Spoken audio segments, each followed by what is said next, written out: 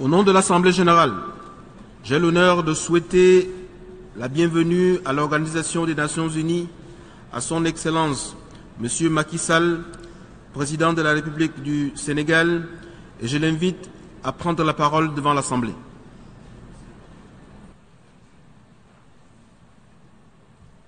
Monsieur le Président de l'Assemblée générale, Mesdames, Messieurs les chefs d'État et de gouvernement, Monsieur le Secrétaire général, Mesdames, Messieurs, Monsieur le Président, la délégation sénégalaise remercie votre prédécesseur et vous adresse ses vœux de succès dans la conduite de notre session.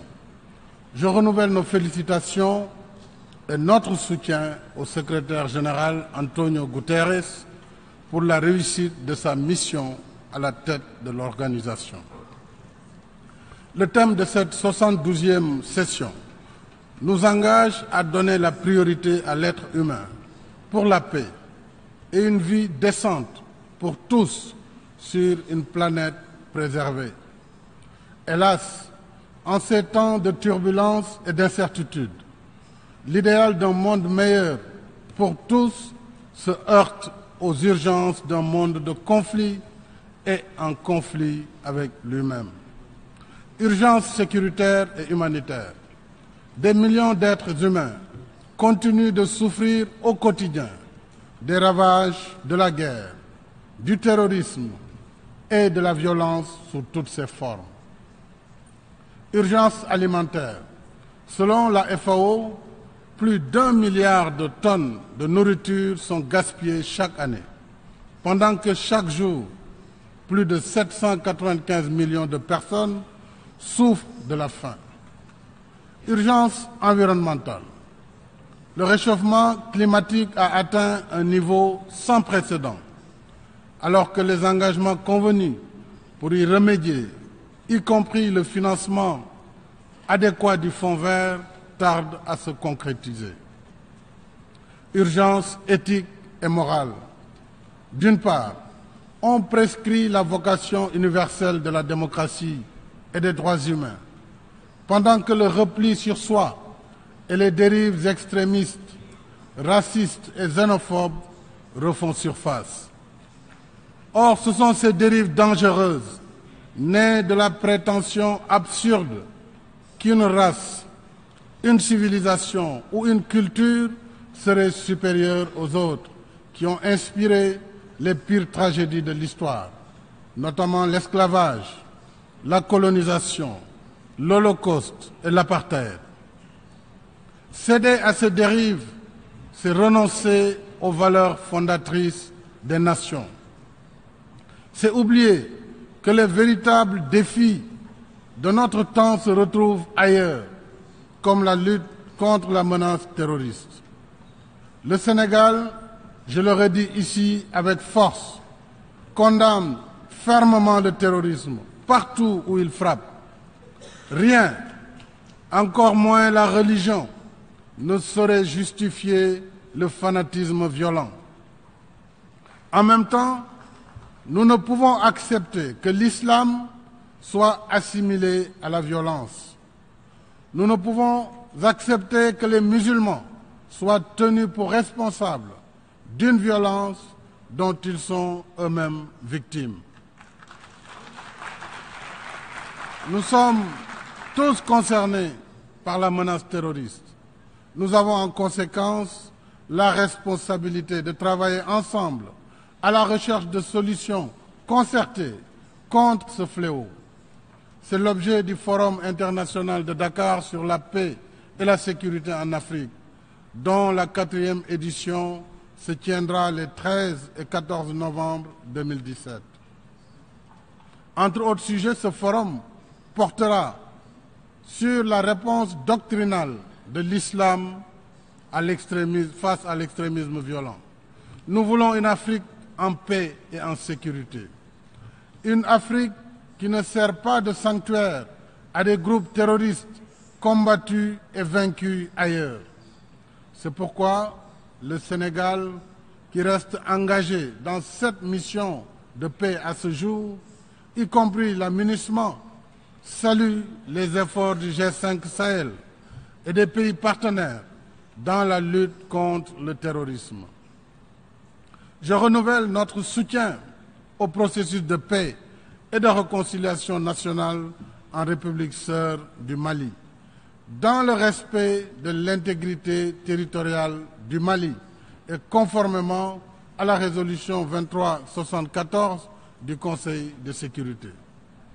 Au Moyen-Orient, le Sénégal réitère le droit du peuple palestinien à un État viable, coexistant en paix avec l'État d'Israël, chacun à l'intérieur de frontières sûres et internationalement reconnues.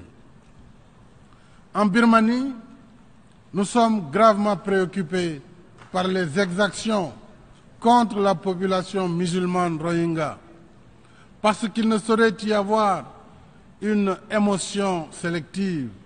Le Sénégal appelle instamment la communauté internationale à agir pour mettre fin à cette véritable tragédie humaine. Monsieur le Président, Mesdames et Messieurs, dans un monde d'interaction et d'interdépendance, la paix, aujourd'hui, plus que par le passé, n'est pas seulement l'absence de guerre. La paix, c'est aussi la préservation des ressources de la planète, dont la raréfaction accentue les risques de crise interne et de conflits internationaux. D'où la nécessité vitale de sauvegarder l'intégrité de l'accord de Paris sur le climat. Il y va de l'avenir de la planète. La paix, c'est aussi des échanges internationaux plus justes et plus équitables, qui ouvrent à tous la voie du progrès et de la prospérité. Le monde ne peut être en paix avec lui-même tant qu'il reproduira un système d'échanges inégaux, où ceux qui ont plus gagnent toujours plus et ceux qui ont moins perdent toujours plus. Nous devons travailler à des échanges mutuellement bénéfiques qui protègent l'investissement, rémunèrent au juste prix les matières premières et génèrent une prospérité partagée. C'est le meilleur moyen de vaincre la pauvreté, de soutenir les efforts d'émergence de l'Afrique et de freiner le mouvement migratoire clandestin. À ce sujet, au titre de la présidence en exercice du NEPAD, je salue l'initiative Compact avec l'Afrique, lancée par l'Allemagne dans le cadre du G20 pour stimuler l'investissement sur le continent africain. Dans cette nouvelle dynamique de soutien au développement par le partenariat, le Sénégal se réjouit d'accueillir prochainement 3 événements majeurs de l'agenda international. Du 25 au 27 septembre, le 3e forum sur l'investissement en Afrique, en collaboration avec la Chine et la Banque mondiale. En janvier 2018, la conférence internationale sur les infrastructures de haute qualité à l'initiative du Japon.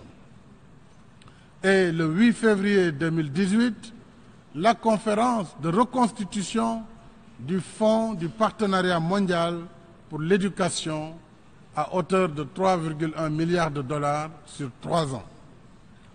En mobilisant ces ressources, nous donnerons la chance à des millions d'enfants d'aller à l'école et de réaliser leur rêve d'une vie accomplie.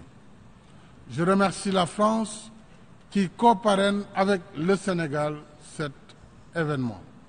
Nous y convions tous les pays partenaires et bénéficiaires. Monsieur le Président, Mesdames et Messieurs, les transformations positives que nous voulons impulser à la marche du monde ne pourront réussir que dans un élan inclusif et équitable qui concilie les intérêts de tous. À cette fin, il est temps de donner à l'Afrique la place qu'elle mérite au Conseil de sécurité des Nations Unies et qu'elle réclame dans le consensus d'Iselweni. Il est temps de réformer les règles de la gouvernance économique et financière mondiale, y compris par une lutte plus efficace contre l'évasion fiscale, pour contribuer à la mobilisation des ressources internes pour le financement du développement. Il est temps de ne plus considérer l'Afrique comme un continent du futur qui se contente de promesses aléatoires que d'autres conçoivent, écrivent et interprètent à sa place. L'Afrique se veut partie prenante d'un présent qui tienne compte de ses intérêts et besoins d'émergence, par des partenariats rénovés et mutuellement avantageux.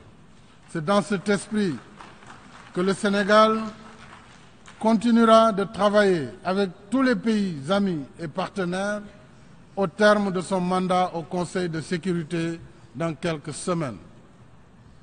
En dépit des incertitudes et des difficultés de notre temps, nous devons continuer à avoir foi dans le multilatéralisme.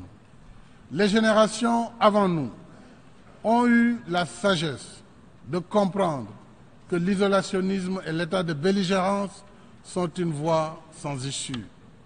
Sur les décombres de la guerre, elles ont édifié les fondements de la paix. Mais une paix qui reste toujours une œuvre en construction.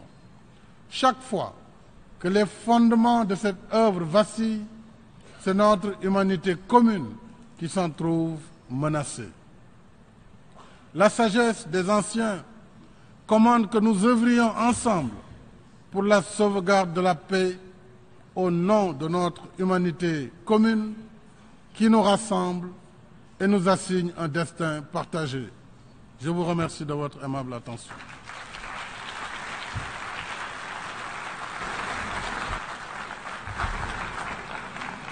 On behalf of the General Assembly, au nom de l'Assemblée générale, je remercie le président du Sénégal de l'allocution qu'il vient de prononcer. Je demande aux représentants de bien vouloir rester assis pendant que nous prenons congé du président.